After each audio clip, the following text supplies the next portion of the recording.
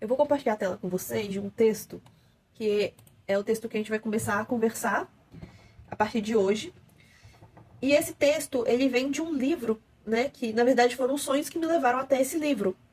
O que aconteceu foi que eu tive um sonho com um livro específico, parece que era um livro da vida, alguma coisa assim. Eu lembro que tinha várias pessoas de luz em volta de mim, e eu tava folheando esse livro, ele era bem grandão, na verdade.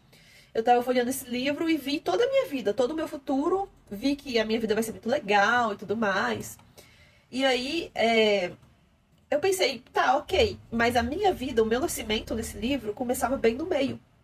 E aí eu me perguntei, o que veio antes do meu nascimento? Aí eu tentei abrir a parte do passado, né, de antes de eu nascer, que era metade do livro de conteúdo. E aí eu tentei abrir, fiz muito esforço. E aí o que aconteceu? As pessoas de luz em volta começaram a gritar, falando que eu não podia fazer isso e tudo mais. E aí aconteceu que eu não quis nem saber, eu forcei a abrir o livro. E aí eu vi muitas palavras que eu não conhecia, alfabetos que eu não conhecia, eu também vi nesse livro.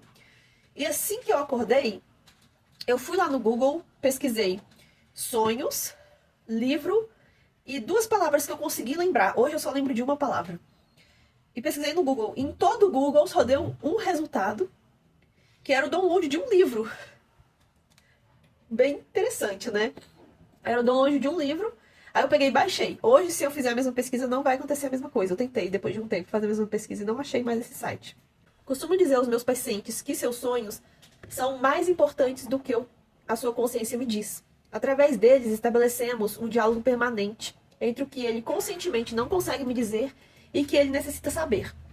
Aqueles que costumam dizer que não sonham, afirmo-lhes categoricamente, buscando induzir-lhes que a partir daquele dia, primeira ou segunda sessão, eles sonharão, basta que assim o desejem. Então é o que eu te falei, é o que eu falei com vocês desde o começo.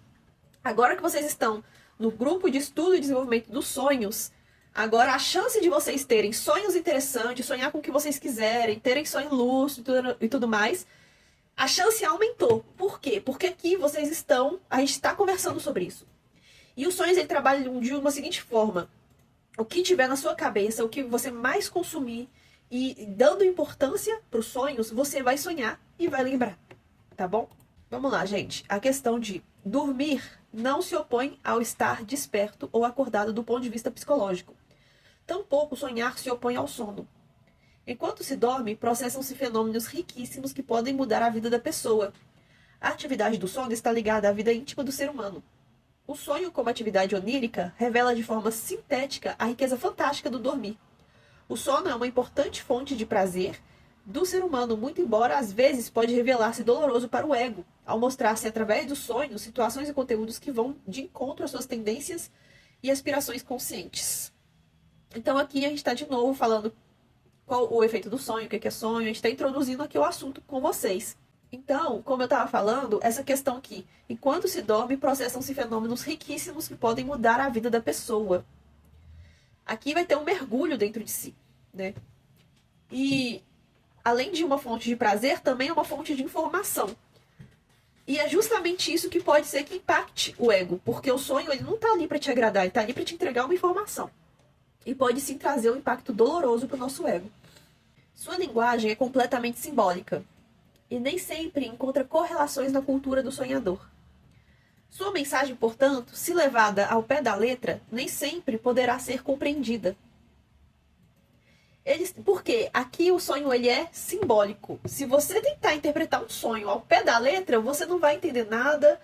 E vai ser muito mais difícil. Claro, uma vez ou outra, um personagem pode chegar e te entregar uma mensagem de maneira objetiva, sim. Inclusive, se você fizer uma pergunta, dependendo do personagem ou da situação, ele pode te dar resposta direta. Porém, nem sempre eles vão te dar uma resposta direta. Dependendo, você pode chegar, por exemplo, no guia do sonho e ele vai pegar e vai te dar uma resposta simbólica. E aí, o que vai acontecer? Você precisa entender, interpretar o símbolo. Uma situação oposta ou contrária à normalidade consciente surge nos sonhos, e esse estado pode ser extremamente variável. Então vocês percebem que o sonho ele não vai ser tipo ele não vai ser aquela coisa maçante concreta, somente aquilo. Não vai ter tantas regras assim em relação a ele. Você realmente precisa sentar, analisar os pontos, entender como sua cabeça funciona para poder conseguir compreender.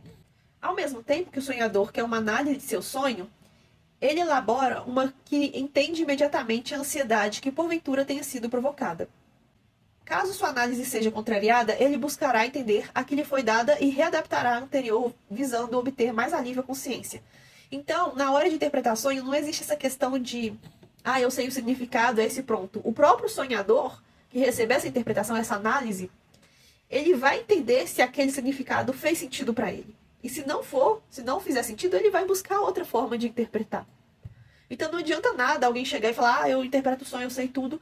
A pessoa que está recebendo a interpretação, ela sabe se o interpretador está fazendo tudo certinho, se está fazendo sentido ou não para ele. Umas os consideram fantasia, frutos da imaginação, portanto sem valor científico. Outras os colocam como uma espécie de subproduto psíquico, algo que se elimina como material imprestável. Porém, seu valor causal e finalista ao mesmo tempo tem sido defendido ultimamente. Então, gente, esse trecho aqui faz a gente perceber uma coisa. Os sonhos ainda não foram estudados o suficiente. A gente não pode falar que ele é isso e aquilo e colocar um ponto final. Ainda não podemos fazer isso.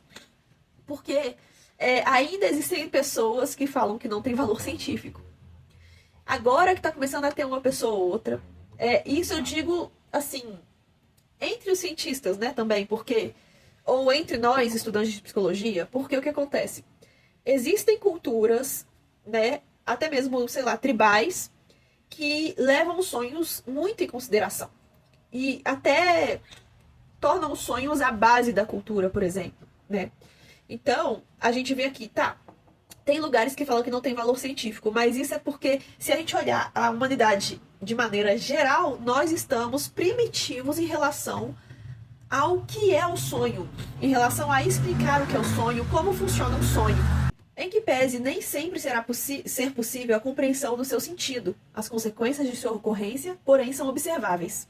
Muitas pessoas alternam seu humor a partir da lembrança ao acordar. Eu não sei se vocês já passaram por isso, de essa questão aqui, ó. Né? Essa questão. Você acordar triste, acordar muito feliz. Tem gente que sabe o que aconteceu durante a noite com quem sonhou, para acordar dessa forma. E tem gente que não sente nada. Como que o sonho está na vida de todo mundo, todas as noites, independente se lembram ou não deles. E mesmo todo dia presente, nós, seres humanos, não lembramos. Não só lembramos, mas como não sabemos o que é, qual a importância. Poxa, gente, eu acho que já foi feito um cálculo. É basicamente 1/3 da nossa vida ali no momento, né, de experiência, de vivência. E como assim a gente não lembra? Como assim você não sabe o que está acontecendo? Né? Eu acho que a gente precisa começar a entender, até porque o que acontece? Eu acho que algumas pessoas aqui já devem saber disso. O inconsciente, ele é mais que 80% do que nós somos. E nós só prestamos atenção no nosso aspecto consciente, no nosso ego. O que está além disso? Imagina o tanto de informação. Vocês pensam que vocês são uma coisa, mas às vezes vocês não são. Né? A gente confunde muito o ego como o eu verdadeiro, o eu como essência, o self, né? Mas e aí? Não. Os sonhos, eles vão mostrar a nossa essência. Eles vão mostrar quem a gente é. Eles vão mostrar os outros lados que não aparecem no mundo em vigília, não de forma consciente, não de forma clara. E na hora de dormir é a hora de você ver a coisa acontecendo. É a hora de você prestar atenção no que é você, no que está escondido ali. Tem muitas pessoas que mudaram certos aspectos na humanidade por conta dos sonhos que tinham. A pessoa... Eu não sei falar agora os nomes desses... Não sei se nem cientistas, acho que são. Vocês podem pesquisar na internet depois. São pessoas que estavam com um problema a ser descoberto ali, uma questão, dormia e no sonho a cabeça processava e entregava o resultado, assim, ó, pá, no sonho que estava.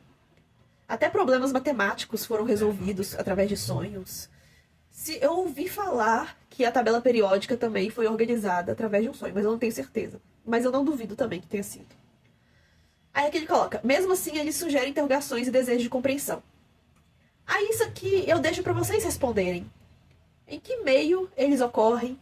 como são provocados, qual material de que se utilizam, é possível dominá-los, para o que ocorrem. São interrogações comuns de todos os sonhadores. Eu pegava lucidez e eu olhava para uma região escura, era como se fosse assim, eu tinha passado por essa região e por eu não planejar voltar nela, ela ficava escura, como se ela estivesse desfazendo.